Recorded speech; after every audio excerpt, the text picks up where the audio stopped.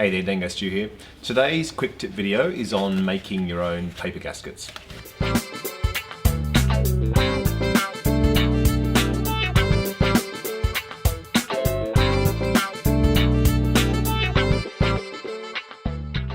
You'll find plenty of situations with outboard motors where there's paper gaskets in place.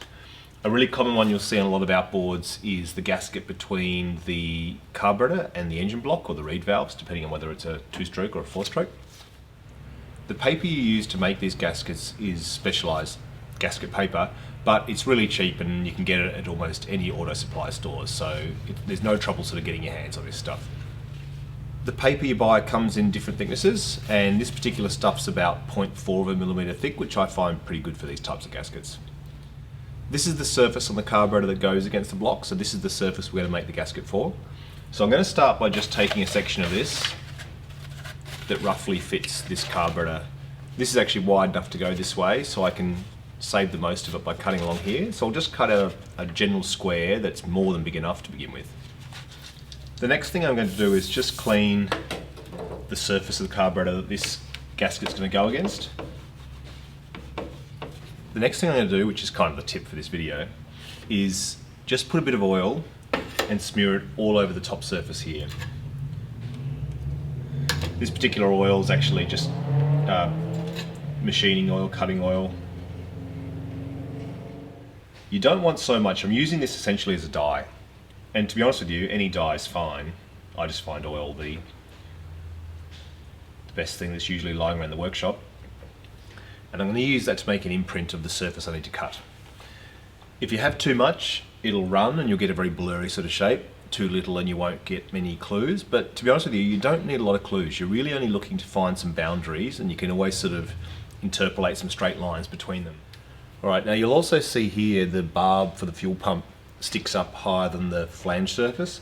So I'm just going to put this bit of paper right on the edge of the bench here so that I can hang that flange over the edge and not have it sort of interfere with being able to press it flat. And then when you're done, just lift it straight up. So what you end up with is essentially an oil imprint of the gasket you need to make. Now some areas might be a little bit hazy, so you can see here, for example, it's not the best imprint in the world over here, but if you look back at the carburettor, you go, right, that's a straight line.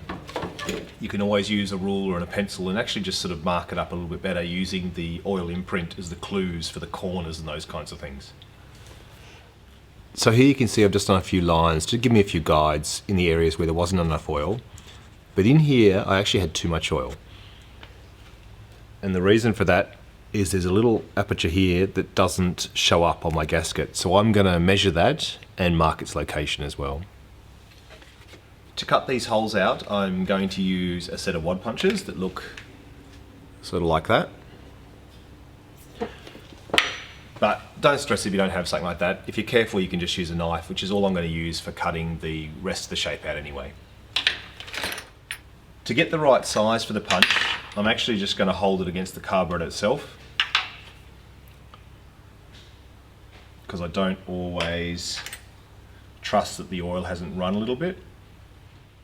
And I'm going to choose this one because it's just ever so slightly larger than this hole, and you don't want the sort of bolt to catch on it, and it still leaves plenty of gasket to seal. So this is the one I'm going to go with, and these are for the 2 bolt holes. I've got this gasket paper sitting on a bit of plywood because the bench here is metal, so it just acts as a bit of a cutting board. Then once you've got in position, just give it a bit of a hit. And there's one hole. Then I'll do the other bolt hole.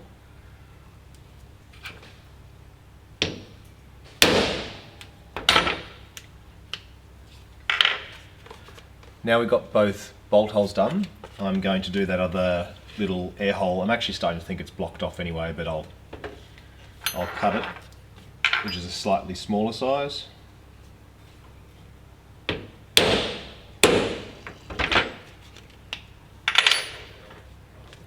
And there we go. Now I'm just going to cut it out with a knife or a razor blade.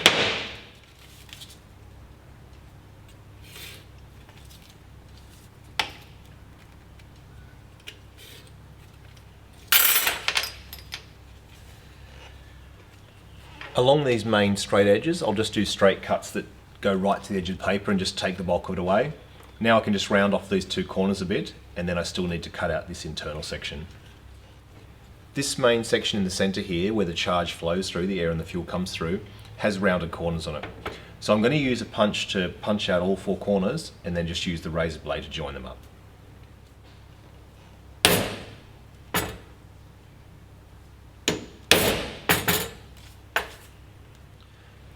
So there we go, the four corners cut out, and now I'll just do the straight lines.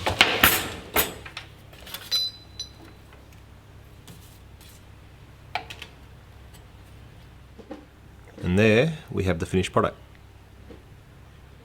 So here's our carburetor, and here's our homemade paper gasket. Although outboard manufacturers will have this gasket available as a part you can order, if you're servicing your carburetor and the gasket gets torn when you're taking it off, which it probably will, it's worth replacing every time anyway. I find as well as saving you money, this sort of thing can just save you hanging around waiting for parts to arrive as well.